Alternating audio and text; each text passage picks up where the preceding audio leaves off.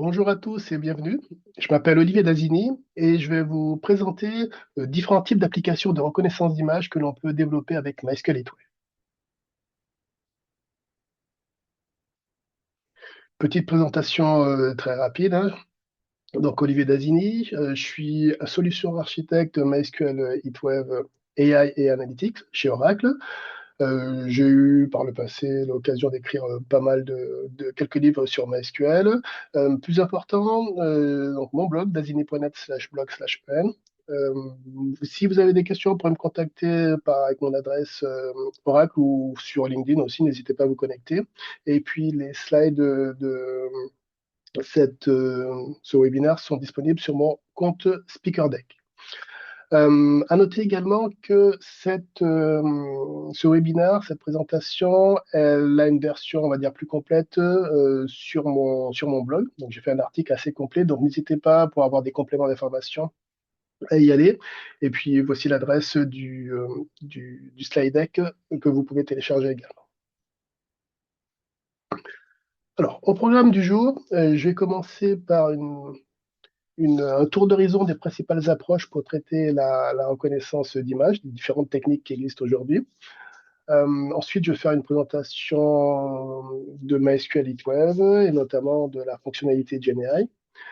Et on terminera, donc on verra différentes façons de gérer cette reconnaissance d'image, voilà, différents types d'applications possibles. Et puis on terminera, si on a du temps, par une petite discussion sur les décisions et les compromis d'architecture.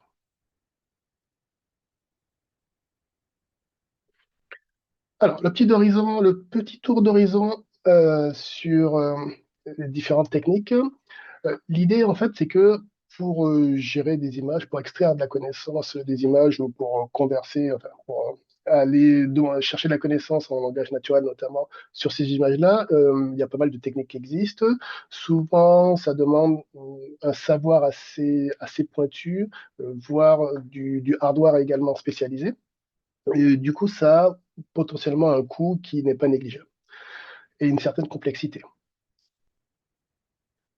Donc, parmi les approches, en fait, on a trois grands paradigmes, on va dire. Direct Image Embeddings, Semantic Metadata Embeddings et la fusion de modèles multimodaux. Donc, je vais présenter assez rapidement ces différentes techniques. Donc, Direct Image Embedding. L'idée, en fait, elle est assez simple. J'ai mon image et je vais traduire directement le pixel, la partie raw en fait de l'image en vecteur. Ok, donc j'ai mon image et je traduis tout ça en vecteur. Il y a un certain nombre d'architectures en fait qui existent et qui marchent plutôt bien, hein. Il y a Clip, ResNet, Vite notamment. Et donc comme je le disais, mon image au niveau du pixel en fait qui va être converti en NVD. Alors parmi les avantages de cette technique-là, c'est que ben, ça a de bonnes performances notamment. Par contre, c'est peut-être moins trivial, on va dire, enfin pas forcément trivial. Et puis il y a cet aspect boîte noire en fait, où si ça ne va pas, quand on a besoin de débugger, c'est beaucoup plus compliqué de savoir pourquoi le modèle a donné tel ou tel résultat. L'autre mode, c'est Semantic Metadata Embeddings. L'idée qu'il y a derrière ça, c'est que bah, j'ai toujours mon image évidemment à la base, mais mes embeddings en fait ne vont pas être créés à partir des pixels, mais vont être créés à partir d'un texte qui va décrire l'image en fait. Alors aujourd'hui, grâce à l'IA générative, c'est très facile en fait de générer du texte de plutôt bonne qualité, notamment pour les images les plus courantes. Et à partir donc de ce texte-là, je vais gérer mes embeddings. Parmi les avantages, c'est que bah, du coup, en cas de problème, besoin de débugage, un humain peut lire, nous en tant qu'humain, on peut lire la description qui a été générée par l'IA ou par un humain, hein, et bah, voir si ça correspond ou pas à l'image. C'est assez indiqué pour tout traitement typé SQL, en fait. Donc ça, c'est assez pratique et c'est ce qu'on va utiliser, c'est ce qu'on va voir, c'est la méthode que je choisis dans cette présentation. Parmi les inconvénients, Ben, ça peut être un peu moins précis que la méthode précédente. Et puis surtout, ça dépend évidemment très fortement des données qui ont été générées. Donc, je parlais de description, voilà, de cette partie textuelle. Donc, il y a certaines finesses, par exemple, qu'on va pas forcément pouvoir décrire avec du langage. Donc, cette partie-là, on peut la perdre. Troisième mode, qui est pas mal également, c'est la notion de fusion de modèles multimodaux. Là, l'image qu'il y a derrière ça, enfin, l'idée, elle est assez simple, c'est que, notamment dans des systèmes complexes, on peut penser notamment dans le domaine militaire, j'ai différents types de données, pas forcément, enfin, différents types de sources de données, pas forcément que des images d'ailleurs. Donc, ça peut être des images, du texte, de l'audio, etc. Bref, toutes sortes de données. Et je vais avoir différents types d'algorithmes, différents types de métriques en fait qui vont sortir de ces différents capteurs, on va dire. Et j'ai besoin finalement de normaliser ces différentes mesures pour avoir quelque chose qui a du sens en fait, hein. Voilà. Et donc les, les techniques, en fait, alors je ne vais pas rentrer dans les détails, hein, mais il y a du early, fusion, intermédiate, late, hybride, etc. Donc il y a différents types de façons avec des avantages et des inconvénients en fonction du contexte de faire. Donc, comme vous pouvez le pressentir, c'est pas forcément très simple, plutôt complexe. Donc, c'est pas forcément aussi transparent, notamment en cas de débugage. C'est pas forcément superbement adapté pour le SQL. Par contre, c'est super performant, ça donne de bons résultats et puis surtout, hein, comme je le disais, ça permet de combiner des inputs de différentes natures qui vont être traités avec des algorithmes différents, avec des méthodes différentes qui vont être optimisées pour chacun des inputs. Alors, comme je disais, nous, on va faire un focus sur la méthode numéro 2. Donc, mon image, je vais extraire de cette image-là une information textuelle et je vais créer mes embeddings par rapport à ce texte-là. Alors, avec LeetWeb, on va le voir, hein, c'est super simple à faire. On a tout ce qu'il faut comme fonction. On a notamment la fonction, on va dire, clé qui est ML underscore generate qui va permettre, qui permet de faire plein de choses, mais notamment de générer du texte par rapport un texte par rapport à cette image-là. Et puis, j'en parle d'embeddings, donc on a également des routines qui vont nous permettre de créer des embeddings très simplement. Donc, encore une fois, le principal avantage de cette méthodologie, c'est que en tant qu'humain, on peut débugger, on peut comprendre le raisonnement, le workflow en fait, hein, en cas de souci, on peut assez facilement remonter à la source et comprendre. Donc il y a une notion d'explainability en bon français et qui est vraiment très pratique. L'autre cas également, c'est que, voilà, surtout, notamment aujourd'hui, hein, c'est que comme je l'ai dit précédemment, il est très facile de générer euh, comment dire, de l'information à partir d'une image. Encore une fois, notamment pour des images assez courantes, hein. Alors, dans des domaines spécifiques, ça peut être un peu plus compliqué. Mais voilà, comparé à avant où il fallait des humains pour annoter tout ça, où ça pouvait prendre plus de temps, là, c'est très facile et ça se cale assez bien. Alors, je parle de MySQLite Web. Qu'est-ce que c'est? On va faire un petit focus. Donc, MySQL, vous connaissez très certainement. La partie web, peut-être un peu moins. L'idée de MySQL web, en fait, en gros, j'ai deux composantes. J'ai la composante MySQL, qui est une base de données open source voilà, très populaire, qui est optimisée pour l'OLTP. Donc, MySQL Web, c'est le MySQL que vous connaissez en service passe sur le cloud d'Oracle. Et mes workloads MySQL classiques que j'ai on-prem ou sur d'autres cloud vendors, je peux avoir les mêmes avec MySQL Web, en fait, tout simplement. Donc, on est dans du transactionnel sur des données structurées OLTP classique. L'idée, ce qu'apporte la partie HitWeb, en fait, c'est de pouvoir utiliser mes connaissances MySQL, mon API MySQL dans un contexte différent du contexte classique MySQL, hein. Donc, en plus, donc, je vais pouvoir utiliser mes connaissances MySQL dans un contexte analytique. Donc là, on parle de grosses quantités de données structurées pour, voilà, pour faire de l'analytique. Donc ça, grâce à la partie web, je vais pouvoir le faire, hein. J'ai également la possibilité d'utiliser mes connaissances MySQL toujours dans un contexte analytique, mais là dans un mode lakehouse en fait, hein. Donc avec des données qui sont stockées dans mon object storage, pardon, que je vais pouvoir requêter comme si elles étaient directement dans ma base de données. Et puis je peux également donc faire de l'IA avec grâce à la fonctionnalité web, aux fonctionnalités web. Donc on parle d'appareillage, on parle de machine learning, mais également tout ce qui est GenAI avec un vecteur store intégré, etc. et avec des LLM qui sont disponibles. Donc nous, on va faire un focus dans cette présentation sur la partie MySQL 8 Web GenAI. Mais voilà, juste pour regarder à l'esprit que ça va du MySQL, du workflow MySQL classique à des workflows un peu plus modernes à base d'analytique ou d'IA. Alors, cette partie MySQL 8 Web GenAI, qu'est-ce que ça apporte? Qu'est-ce qu'on peut faire? Quand on pense en fait, voilà, ce qui vous vient à l'esprit quand on parle de Generative AI, c'est à peu près ce qu'on peut faire avec MySQL Web GenAI. L'idée, c'est de pouvoir donc traiter, valoriser des données non structurées et de pouvoir les requêter en langage naturel, alors en SQL évidemment, mais également en langage naturel. Donc pour ce faire, je vais pouvoir utiliser un certain nombre de LLM. Donc j'ai des LLM qui sont embarqués dans le système HeatWeb et j'ai également des LLM externes que je vais pouvoir utiliser.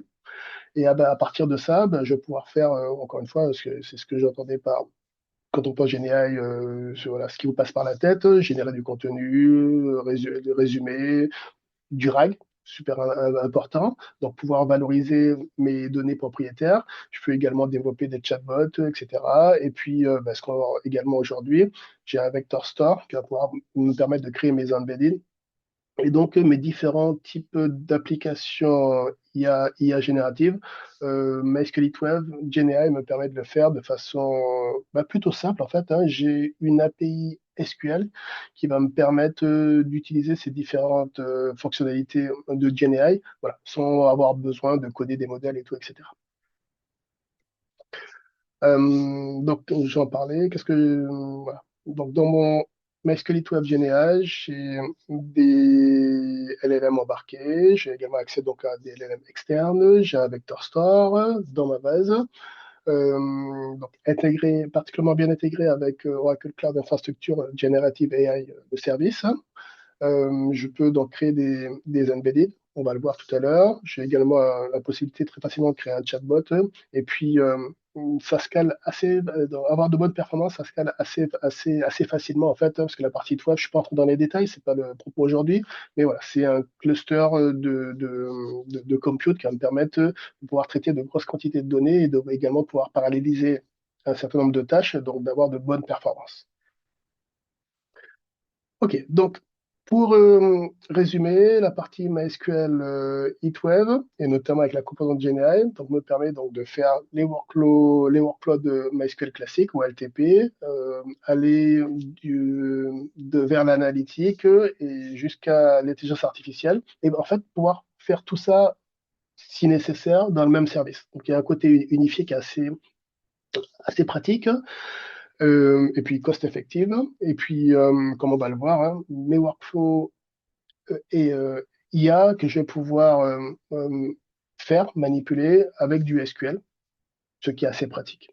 Tout ça en utilisant un certain nombre de routines, de fonctions, de types de données qui sont dans MySQL Web. En fait, donc, voilà, tout est disponible dans mon service. Pas besoin d'avoir différents types de services, différents types d'outils et devoir consolider tout ça. OK. Alors, juste pour fixer une idée, donc là, c'est la suite, ce que je vais présenter, donc différents types de fonctionnalités qu'on peut faire donc avec MySQL Web sur ce domaine-là. J'ai développé une petite application assez rapide et l'idée, c'est juste pour avoir une image, en fait, montrer en image ce que je vais expliquer en détail tout à l'heure. Alors, j'ai pas beaucoup travaillé sur comment dire, le design, hein. Je me suis surtout concentré sur sur les fonctionnalités. Donc là, l'idée, ça va tourner évidemment autour d'images. Donc là, j'ai une galerie d'images avec des images voilà, des images à moi, hein, pour des raisons de droit, j'ai pris des images à moi. Donc dans mon application, j'ai différents types de fonctionnalités. Donc j'ai la possibilité de charger une image. Hop, je vais prendre une image, tac, tac, tac, allez, au hasard, un logo MySQL. Hop, ok, bon, pas très beau mais fonctionnel. Donc là, ce qui va se passer, c'est que sur ma machine, j'ai cette image-là, je vais la charger dans dans mon serveur MySQL Web. Il y a un certain nombre de traitements. On va voir plus en détail exactement ce qui s'est passé. J'ai également la génération de vecteurs, etc. On voit tout ça juste après. Donc ça, c'est une première fonctionnalité. J'ai une fonctionnalité où je vais pouvoir, donc j'ai mes différents types d'images, je vais pouvoir poser des questions sur, par exemple, disque web. Voilà, décris-moi cette image. Je pose la question en langage naturel. Et là, l'idée, c'est que j'ai une réponse. Alors, je suis sur une petite machine hein, pour des raisons pour minimiser les coûts. J'ai une toute petite machine, donc c'est un petit peu lent. Ça peut s'améliorer évidemment, notamment avec une machine un peu plus puissante. Mais là, l'idée, c'est quoi? J'ai posé la question et je lui dis, décris-moi cette image. Et puis là, il me sort un texte, etc. Il me décrit l'image, ce qu'il voit et tout, etc. Bon, on va pas tout lire, quoi, mais ça a l'air plutôt bien fait et puis surtout plutôt complet. OK? Donc, ça, fonctionnalité de donne-moi des informations sur l'image que tu vois. J'ai également une fonctionnalité de recherche. Donc là, je vais rentrer donc, toujours en langage naturel. Donc en gros, voilà, c'est un moteur de recherche hein, d'image. Je ne sais pas, euh, par exemple, allez, est-ce que j'ai des dauphins, dolphins, par exemple? Alors je peux rentrer des choses un peu plus fines et tout, etc. hein. Et là, il m'a sorti, donc j'ai limité à trois niveaux, donc les différentes images qui représentent un dauphin. Donc, ouais, ma petite peluche Sakila, il a sorti. J'ai le logo MySQL et puis le logo MySQL Web. C'est plutôt pas mal. J'ai aussi, par exemple, des motos. Voyons voir ce qui se passe. Voilà. OK. Vous avez compris l'idée, moteur de recherche. Et puis, j'ai cette fonctionnalité-là de reverse search. Donc là, l'idée, c'est que, alors, c'est pas forcément très très beau, mais vous allez comprendre le principe. Tiens, je vais prendre, allez, ça. J'ai une image en entrée. Donc là, c'est des canards. OK. Et l'idée, c'est de me sortir les images qui vont se rapprocher le plus de l'image en entrée. Voyons voir ce qui se passe. Donc, voilà. Et donc, dans ma galerie, j'ai cette amie de canard. Et là, bon, c'est pas des canards, c'est des cygnes, quoi. Mais a priori, c'est ce qui se rapproche le plus dans ma galerie des canards. OK. Donc, voilà. Donc là, c'est les trois principales fonctionnalités développées. C'est ce qu'on va voir comment faire. Vous allez voir, c'est super simple, en fait. C'est ça la beauté de la chose. Et puis, et une grosse partie du traitement se passe aussi lorsque l'image est chargée dans ma base MySQL Web. Alors, retournons à la présentation. Donc, la première fonctionnalité, donc générer des images, enfin, générer des images. Donc, c'est ce qu'on a vu tout à l'heure avec la partie chat. Je pose des questions et puis il me sort euh, les informations relatives à l'image. OK, donc pour ça, super simple, j'ai une fonction ml underscore général. Alors, le workflow, il est simple. J'ai une image source. OK, je vais utiliser ma fonction avec un modèle derrière et je vais avoir du texte en fait. C'est ce qu'on a vu tout à l'heure. Donc, 6ml underscore generate marche également pour du texte, pour générer du texte, mais là, on va surtout l'utiliser dans ce contexte-là. L'idée, voilà, c'est en fait, je pose une question, je vais pouvoir avoir comment dire, une description du contexte. Enfin, bref, ce que je lui ai posé, en fait, l'idée, c'est quoi? C'est j'ai mon image et j'ai du texte, en fait, une notion de sémantique, en fait. OK? Alors, comment ça marche? Juste avant. Pardon, il faut voir ce qu'on a comme modèle qui vont me permettre de gérer les images. Donc aujourd'hui, enfin, dans la version que j'ai utilisée, donc la 9.6.1, donc c'est l'avant-dernière version en fait. Aujourd'hui, on est en 9.7. J'ai donc j'ai pas mal de modèles, mais pour gérer les images, en fait, aujourd'hui, j'ai que ces trois modèles-là. Donc c'est basé sur Google Gemini. Et pour cette présentation, j'ai utilisé celui-là. Ok. Voilà. Donc ça, c'est les modèles disponibles qui font partie du service OCI Generative AI. En préalable également, donc ce qui a été affiché, ce qu'il y avait dans la galerie, en fait, c'est stocké dans une table. Donc voilà, une table MySQL. Voici le format de la table. Donc j'ai un ID évidemment, j'ai le nom de l'image que je récupère. Pardon. Ce qui est important, c'est la première chose importante, c'est ça. Donc la fonction ML Generate, elle va travailler sur l'image au format base 64. Donc j'ai besoin de stocker cette information, évidemment, et elle travaille sur ça. Donc ça, j'ai choisi de la stocker dans la table. On verra après, à la fin, donc c'est des choix de design, hein. Évidemment, dans ce contexte-là, j'ai pas trop d'images, ça a du sens. Mais on en parle à la fin si on a du temps. J'ai une première description. Donc là, cette description-là, quand je charge l'image, je demande au LLM, on le verra tout à l'heure, de me faire une description d'image et et je stocke la description dans la table, format JSON, parce que c'est pratique, hein, mais ça aurait pu être du texte. Euh, Après, pour mes recherches, on le verra plus tard, j'ai également besoin d'avoir mes embeddings. Donc là, ma description, elle est également convertie en embedding, en fait, dans un type vector. OK? Et j'utilise ce modèle-là, Cohere, mais ça, on en parle tout à l'heure. Et pareil, donc dans mon choix de design, j'ai fait le choix d'avoir une description de l'image, mais également des mots-clés. En fonction du contexte, hein, l'un ou l'autre peuvent être plus intéressants, voire les deux. Et pareil pour les mots-clés, je les convertis en embedding, donc je stocke mes mots-clés en mode textuel et mes mots-clés en mode embedding.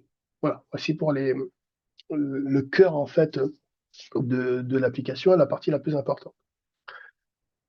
Alors, euh, donc là en fait, alors, évidemment, j'ai pas voulu mettre trop de choses, donc là j'ai juste extrait les parties qui nous intéressent et comment dire, je le traite en mode SQL, hein, donc j'ai voilà, pas de code, etc. C'est juste du SQL. Donc, la première chose à faire, c'est de récupérer l'image en format base 64, c'est ce qu'on a vu. Ok, donc pour ce cas-là, dans cet exemple-là, je la mets dans cette variable-là. Et puis ça, c'est le prompt rentré par l'utilisateur. Donc j'ai besoin de l'image et du prompt. Ensuite, une fois que j'ai ça, ben, j'ai tout en fait, hein. Donc je peux passer tout ça à la fonction ml_generate, le prompt, l'image.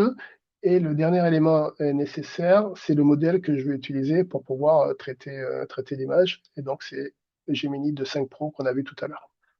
Voilà, c'est juste ça. Et ça me permet de répondre à la question posée là, tout simplement. Euh, Pareil, une autre question, mais c'est exactement le même principe, hein. Voilà, le contexte de cette scène, par exemple, c'est mon prompt que je passe là. L'image, elle est là. Et mon modèle, dans ce cas-là, c'est le même. J'aurais pu choisir un autre modèle Gemini. Vous avez compris l'idée.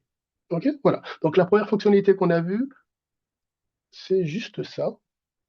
Et ça me permet de poser des questions à, à mon image. Et je peux transformer ça en chat et tout, etc. avec un peu plus de travail, évidemment.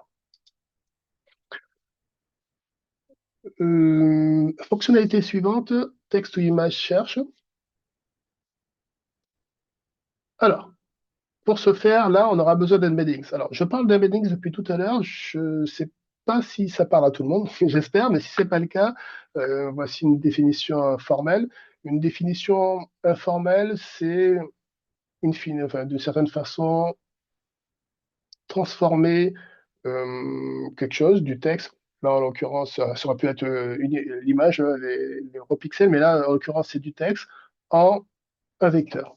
Donc, en une représentation machine qui va avoir du sens pour la machine. Le texte a du sens pour nous, le vecteur a du sens pour la machine. Voilà, c'est ça. C'est juste une conversion du texte en nombre, pour faire simple, hein, mais qui a du sens pour la machine. Donc ça, c'est une étape importante. Et pour ce faire, dans ce cas-là, j'ai utilisé Koei Embed English V3.0, ce modèle-là. OK. Le workflow. Donc là, ça se fait en deux étapes.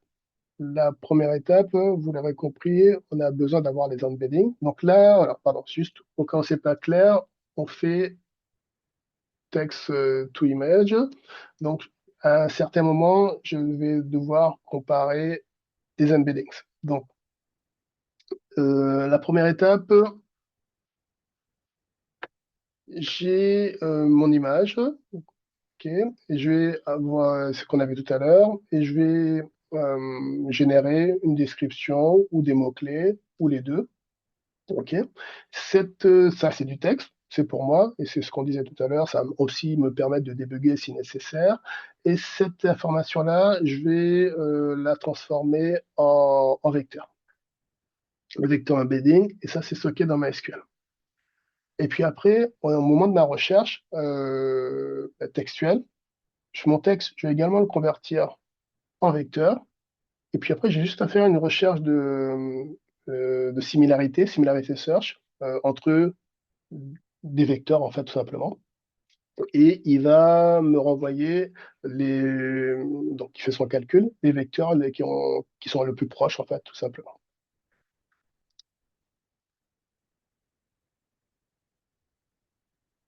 Hop là. Alors, dans mon code, qu'est-ce que j'ai? Un exemple en SQL, j'ai mon prompt. Donc là, c'est un prompt un petit peu plus fourni que ce qu'on a vu tout à l'heure, mais c'est le même principe que ce qu'on a vu juste avant, mais un peu plus fourni. Donc là, je lui demande, voilà, tu me fais une description, je veux des mots-clés. Dans ce cas précis-là, moi, je voulais un format JSON, donc je lui rajoute quelques contraintes. Mais là aussi, vous l'aurez compris, le prompt est vraiment important. En fonction de mon prompt, donc, et également en fonction de mon modèle, les résultats vont être différents. Donc, c'est des choses à tester, évidemment. Donc, ça, c'est mon prompt. Je veux description de mon image, également des mots-clés, et tu me mets tout ça en format JSON. C'est pas une obligation. J'aurais pu avoir du texte. J'aurais pu faire que pour la description, que des mots-clés, mais j'avais envie de travailler sur du JSON. Donc ça, c'est ce qu'on a vu tout à l'heure. Ma fonction, mon prompt, mon image et mon modèle. Donc ça, aussi, vous l'aurez compris, à chaque fois que je charge une image pour la fonctionnalité upload, tout ça, ça se fait automatiquement et ça stocke tout ça dans la base. Je rentre tout ça, ok. Donc après, c'est un insert classique. Le nom d'image, je l'ai. L'image, format base 64. Mes embeddings, qu'on a vu tout à l'heure, et les descriptions et les mots-clés qui ont été générés avec ça tout à l'heure. Avec ça. Ok. Donc voilà, tout ça, c'est stocké dans ma base. Après, donc là, on est dans la fonctionnalité, je rentre du texte et je veux que tu me que tu me rapportes des images. Le principe, il est à peu près similaire. Mon texte, c'est du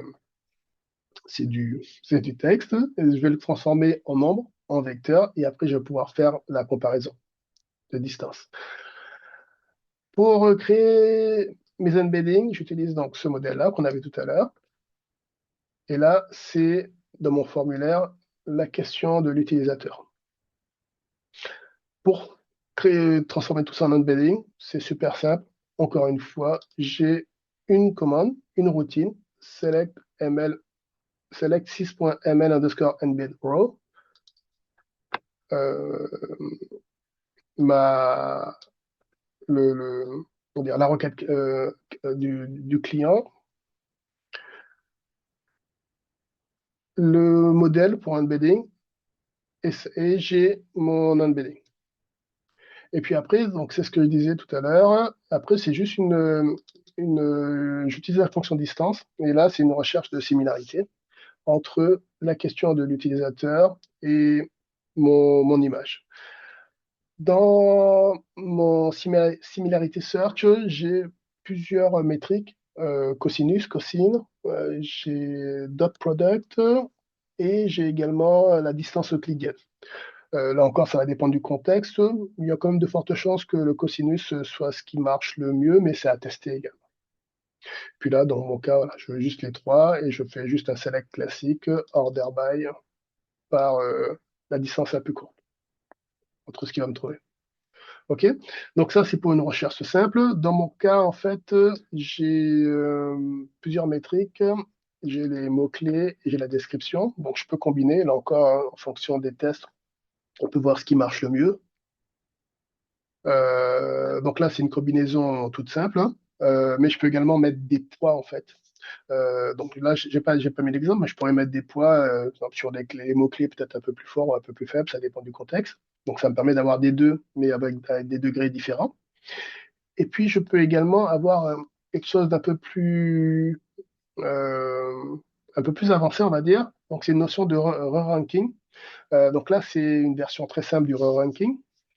Mais l'idée, c'est que c'est toujours ma recherche de similarité avec distance. OK. Voilà, donc je prends mes deux distances, mots-clés, description. J'en prends beaucoup. Et après, là, je veux affiner. Donc, en fait, c'est que là encore, hein, c'est à tester, mais en fonction du contexte, la recherche brute, on va dire, n'est pas forcément la plus efficace, celle qui va apporter les meilleurs résultats. Donc, je peux avoir besoin, dans certains cas, de raffiner tout ça ou de rajouter d'autres informations. Donc, avant de sortir le résultat, je vais faire, on va dire, un premier filtre. Donc, je prends large, et puis après, en fonction du domaine, du contexte, je peux rajouter des éléments pour, euh, comment dire, avoir quelque chose d'un peu plus fin, d'un peu plus raffiné et avoir in fine un résultat meilleur. Donc dans ce cas-là, donc c'est la notion de ranking. Dans ce cas-là, euh, j'ai j'ai mis des poids, des pourcentages, 30% pour les mots-clés, 70% pour la description. Ça dépend du contexte. Donc voilà, ça c'est une version très simple du ranking.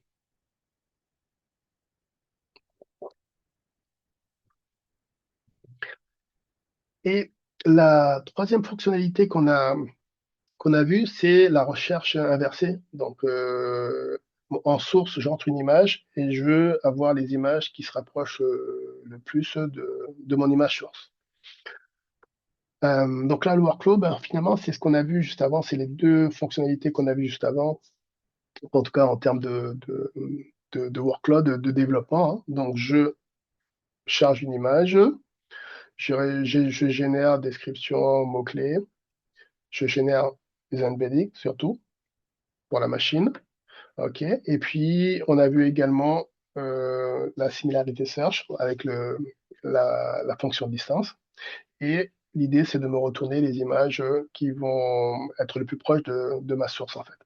Encore une fois, là, ça se fait pas au niveau du pixel, mais ça se fait au niveau de la description. Donc, encore une fois, le prompt est super important. La description doit être la plus optimale possible. Encore, ça va dépendre du contexte. Et garder les mêmes méthodes a priori, garder les mêmes méthodes, donc le même modèle. C'est pas une obligation, mais a priori, je garderai le même modèle avec les images stockées et les images que je vais charger pour comparer. Donc, en entrée, j'ai mon image. En output, ben, j'ai les images avec les plus proches en termes de similarity. Comme on l'a dit, hein, on est petit bug d'affichage, c'est assez pénible. On est en recherche sémantique d'image à image, ok, et non pas au niveau du pixel. Donc c'est finalement assez simple. Voilà, tout simplement. Qu'est-ce qu'on n'a pas dit? Alors après, là encore, il y a des avantages et des inconvénients. La simplicité, le pouvoir débugger, ça fait partie des avantages. Après, ça va vraiment dépendre du contexte. Si en termes de sens, voilà, en termes de sens, ces deux images peuvent se rapprocher, alors que en termes de visuel, elles peuvent être différentes. Ok. Mais également deux images en termes de grains, des informations qu'on a au niveau du pixel peuvent être proches, mais avoir des descriptions totalement différentes. Donc voilà, ça dépend vraiment du contexte.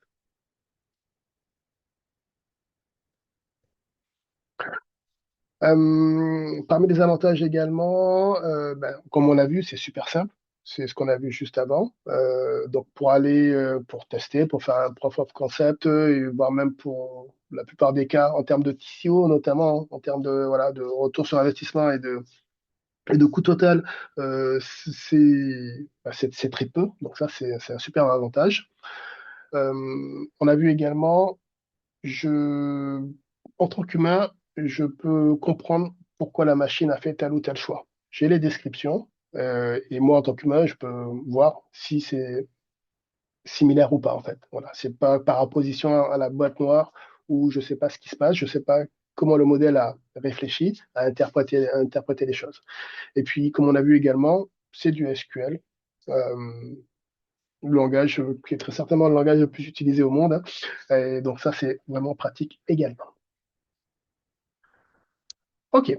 Alors, je vais finir cette présentation avec, on va dire, une petite discussion, hein, parce que il y a un certain nombre de choix de parti pris qui ont été faits, voilà, en termes de design. Et évidemment, ça, ce design n'est pas forcément idéal dans tous les cas. Donc, il y a un certain nombre de choses qu'il faut garder en tête. Euh, hop là. Donc là, j'ai mis trois catégories. Bah, description, mots-clés versus mots-clés. Stocker euh, les images dans la base de données versus à l'extérieur de la base de données. Ça, c'est un grand débat. Les objets binaires, faut-il les stocker dans la base de données ou pas? Et puis, euh, le prompt, en fait, hein, l'importance du prompt. OK. Alors, en fonction du contexte, là, il n'y a pas vraiment de bonne façon de faire ou de mauvaise, hein. Il y a des avantages et des inconvénients. La description, ça, c'est assez riche en fait, hein. Ça va loin dans les détails. Euh, Par contre, ça peut amener du bruit, donc des informations qui seraient pas forcément pertinentes. Par opposition aux mots-clés qui sont bah, assez précis, on va dire, hein. Mais là, dans ce cas-là, pour le coup, c'est l'inverse, on pourrait manquer un peu de finesse. Ok, donc voilà, ça dépend du contexte. Les uns ont des avantages et les autres aussi.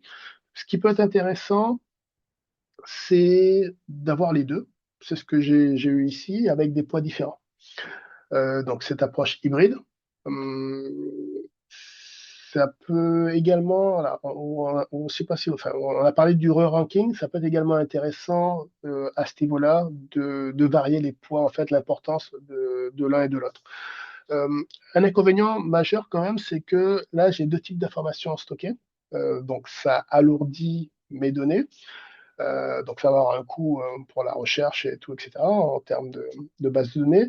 Et j'ai également, en termes de vecteurs, en fait, donc j'ai deux fois plus de vecteurs finalement que si j'avais un seul, enfin, soit la description, soit les mots-clés. Alors, cette partie-là, hein, j'ai toujours, enfin, j'ai la possibilité de concaténer ou de, voilà, de joindre, on va dire, ces deux types de vecteurs pour avoir un seul vecteur. Ça, c'est une possibilité également, mais ouais, c'est des questions à se poser, notamment si je dois gérer une large quantité d'images. L'autre point important, comme je le disais, hein, gros débat, mes objets binaires, où est-ce que je les stocke en base de données ou pas? Là, dans ce contexte-là, je les ai stockés dans ma base de données. C'était pratique, hein. Donc, pareil, il y a des avantages et des inconvénients. En termes d'avantages, stocker dans la base de données, bah, tout simplement, l'architecture est beaucoup plus simple, tout est centralisé. Voilà, c'est beaucoup plus simple à gérer. Par contre, ça va avoir un coût sur la base de données, notamment si j'ai beaucoup d'objets, beaucoup d'images. Ok. Donc, ça a un impact sur la base, sur la gestion, sur les backups, mais également sur les performances. Par opposition, stocker mes objets binaires dans l'object storage notamment, bah là, le principal avantage, hein, c'est que en termes de scalabilité, en termes de coût, ça a du sens, et souvent même c'est imbattable. Par contre, ça complexifie un peu l'architecture, évidemment. Et puis en termes de sécurité, j'ai différents types d'éléments à gérer, des différents types de composants. Donc voilà, c'est plus complexe. Euh, alors, j'ai pas de recommandation, on va dire, absolue à ce niveau-là. Par contre, ce qu'on peut dire, c'est que ça peut avoir du sens de stocker des miniatures dans la base de données. A priori, la recherche sur le bas 64 sur la miniature devrait donner des résultats équivalents à. Alors, je n'ai pas testé pour être honnête, mais ça devrait être à voir si dans votre contexte ça a du sens et si c'est suffisant ou pas.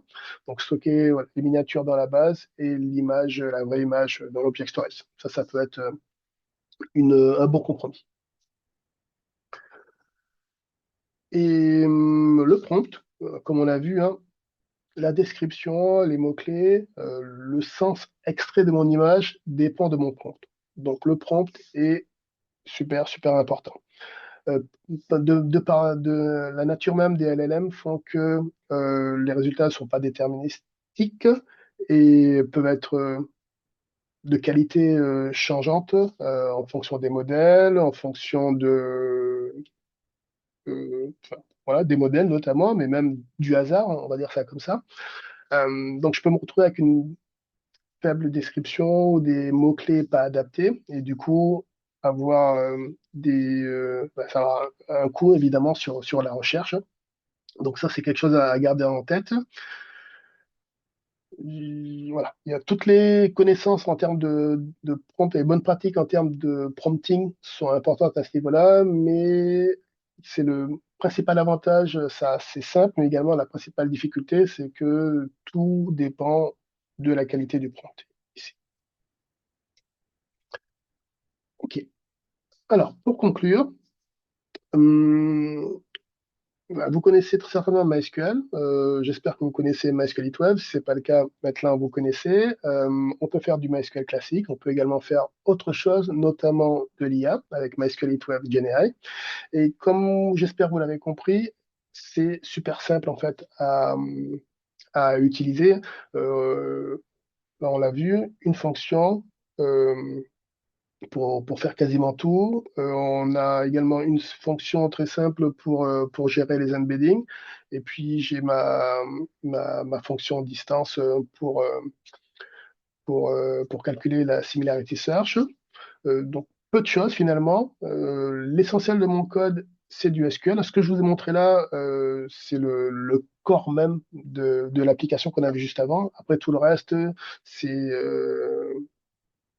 c'est des petites spécificités à chaque langage, évidemment, mais c'est aussi simple que ça. Donc, en gros, j'ai trois types de requêtes différentes pour, euh, pour mon application, qui est assez complète.